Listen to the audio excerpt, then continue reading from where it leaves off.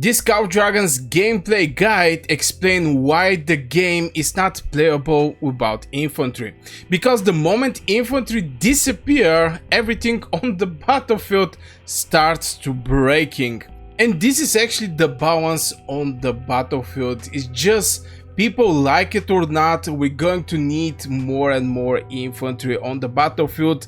Infantry is essential troop for rallies. You're rarely going to see, in very rare case, you're going to see cavalry, you're going to see marksman or mages. I actually see like 5 times mage rallies. Everything is infantry. On top of that, for garrison, everything is infantry. It can be Mogru Kuma for the rally League 1 Kuma. This is what you're seeing non-stop on the battlefield. But the thing here is the moment the infantry disappear in form of, for example, you fill one rally for like 6 hours and you're out of infantry. Your garrison or non-stop throwing infantry, the moment they disappear or is in your hospital and you're not able to heal this infantry, you're not able to present infantry on the battlefield. And I think this is what break the battlefield. It just starts breaking. If your alliance don't have infantry, you're not going to be able to hold the lines, and this is going to reflect in losing territory. So in this Cow Dragons beginner guide, endgame guide or mid-game guide, I explained the meta true players learned too late that without infantry, tanks fall apart, merits flow dies, and battlefield balance collapses. Now, why the merit flow dies? It's so easy for me as a mage main to just go on the battlefield, start shooting over the enemy infantry, or try to catch the enemy marksmen, even though with the new changes in Cow Dragons. Well, let's say the marksmen become more hard. I'm having some video prepared for you guys where I'm going to speak more in deep about the marksmen and how we're switching to counterattack meta slowly. So yeah, like this video and subscribe for this channel where we're going to discuss this more in deep with the changes in Cow Dragons. But currently we're talking about where the merit flow actually dies. It dies the moment there is nothing to protect your mages, there is nothing to protect your marksmen, or just to keep enemy mages and marksmen busy so you can strike with your cavalry. And the majority of the players, maybe 80% from the players, are mage mains. 70-80% from the players are mage mains. There is a reason behind, and this is you can shoot from very far. And if you don't have this infantry present on the battlefield, you're just not going to make merits, because you're constantly going to be in stage of running. And even if you run with Celestials, you're not going to be able even to get the bonus that Celestial is giving.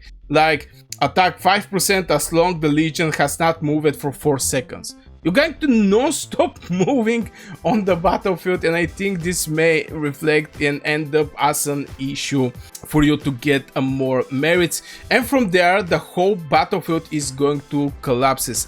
What I mean by that is it's going to be like in the season 1.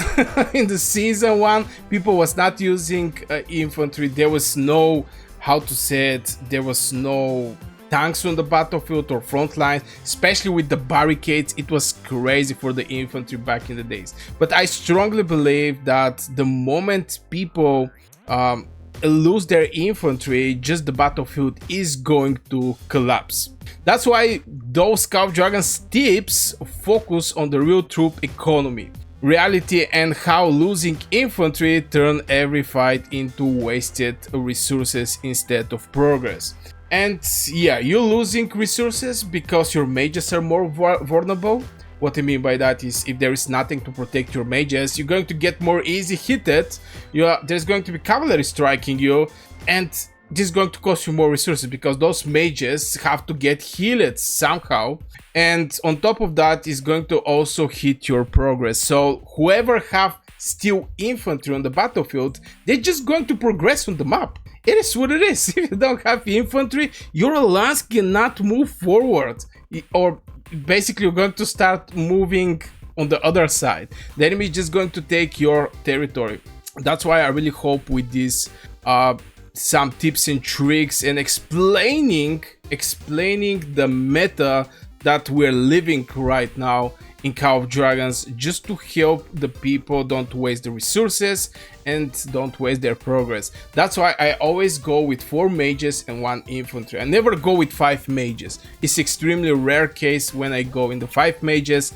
This is mostly in the choke fights where we're fighting, because all the infantry are stacked together. But in open field, open field, I bring always 1 infantry legions, just to have some guard in front of my legions. And in this Call of Dragons infantry guide, I show you how infantry holds the field together. Protect your marches and keep Call of Dragons gameplay stable. We have seen, especially when the people are trying to, when the gates open in one zone, everybody start rushing, the buildings start, but some people, not some people, the majority of the cases, one of the alliances is going to gather some huge bow and start moving in the direction of the enemy, side where the people are building. Now, at the beginning, most likely is going to be some staff play, so you're not going to do this watch moving of the troops. But the moment the staff stop, basically it's on cooldown, people start moving in the enemy direction, and you can see how chaotic, how spread it is, the fights there. I don't know if this is a good one. For some people may good one, for some may not be good one, but it's fact that the battlefield spread so much, which make everything so vulnerable. What I mean by that is, if you're far away from the bow, the cavalry can strike you and destroy your mage legion, so you have like 20 minutes getting back to your castle and stuff like this. So this is actually expand the battlefield by a lot. It's not keep it, stick it, and this is the place we're fighting here. So yeah, that's why I think infantry is keeping the field together. On top of that, as I already mentioned, it's actually also protecting your marches and keeping this Call of Dragons gameplay very stable. And if you're searching for Call of Dragons best heroes, this video explains why infantry heroes matter more than mages or archers when surviving actually matter.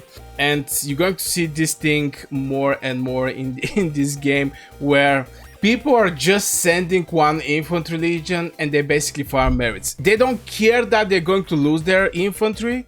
They care that this infantry is going to bring them more merits. And even I start actually doing that. Currently I'm working over my Gorish. Now, for the people who is looking which is the best heroes in Call of Dragons for open field, it's actually Gorish with Kuma or Gorish with Skogul, and for example Lee Kuan with Kuma. Maybe Kuma as a commander. I mean Kuma Lee Kuan and Gorish Skogul. This is right now the best open field legions. Okay, I can actually say also Yuming, don't get me wrong, this is the best hero right now in Call of Dragons. But yeah, this is the 2 infantry you're going to non-stop seeing on the battlefield. And even if there is something like peaceful times where there is not some huge fights, you're going to see on the battlefield people non-stop fighting with these troops. So if I see some fight somewhere right now on the KVK, okay, I don't see no fights here, but you're going to see some infantry moving here and there and doing some small fights here and there. That's why, because infantry is just getting some crazy merits at the end of the day, just some crazy merits. And so far Kuma, Goresh, and become one of the most important heroes that you want to have on the field. It just brings so much merits. Now, if you have some good artifacts, Spirit Bond Torque, I strongly suggest this one. Here I'm going to give you some tips and tricks in Call of Dragons. Spirit Bond Torque, this thing, level 5 is going to give you 20% counter attack damage. On top of that, is going to give you normal attack damage reduction, 10% defense bonus.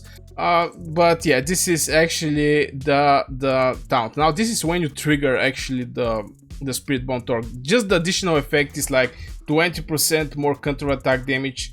It's just wild. And yeah, from point of pets, Venom Lizard, and also this Most rock outroach, yeah, basically this pet here is also extremely valuable. Build it on the counter attack. I want to point out this thing because it's actually countering so many legions. Fierce attack is for single target, counter attack is more like for swarming. I mean, if the enemy just swarm you. But at the end of the day, this is actually the best heroes, best infantry heroes in Call of Dragons right now. And this Call of Dragons guide bring it all together by proving that infantry is the unit type everyone underestimate until the entire game collapses without them and without it. And this is basically when you lose the KVK, when you lose the Bastion fight, when you lose a gate. It is what it is. So I'm a strong believer that the infantry is extremely essential, and people have to be extremely careful with their infantry and to have some infantry. Okay, you know, we want to train our main troop, but this is my legions. I'm going to even show you my legions. I'm going to go over the legions. As you can see, maybe if I remove myself, you can actually see I have like 2.1 million infantry. I have 1.8 Vestals and 3 million Celestials.